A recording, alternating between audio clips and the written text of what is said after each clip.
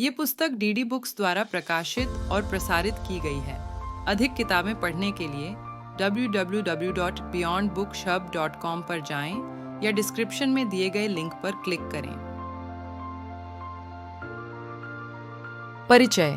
कर्म Annie Besant द्वारा लिखित पुस्तक जो पहली बार 1885 में प्रकाशित हुई थी।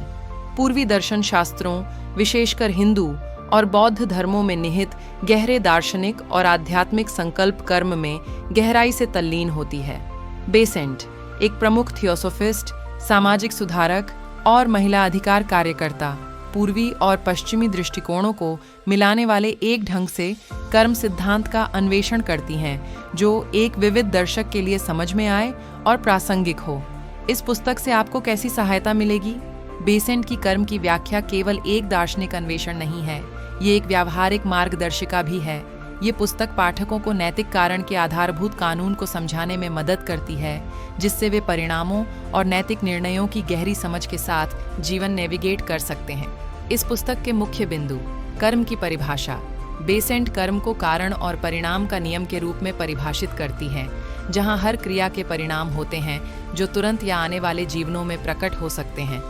नैतिक और साक्षात्कार परिणाम। लेखिका नैतिक और स्वार्थ रहित क्रियाओं के महत्व पर जोर देती है, क्योंकि सकारात्मक क्रियाएं अनुकूल परिणामों की ओर ले जाती हैं और नकारात्मक क्रियाएं विपरीतता की ओर, चाहे इस जीवन में हो या आने वाले हों। इस पुस्तक से आप क्या सीख सकते हैं?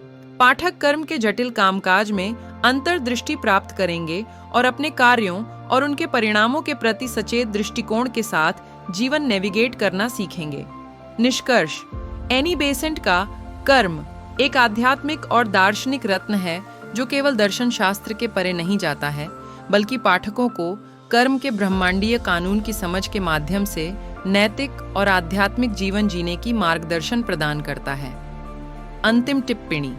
मैं आपको कर्म को पढ़ने की सलाह देती हूँ, क्योंकि यह आपकी इस गहरे संकल्प की समझ को समृद्ध करने के अलावा जीवन में नैतिक और आध्यात्मिक चयन की दिशा में मार्गदर्शन प्रदान करता है।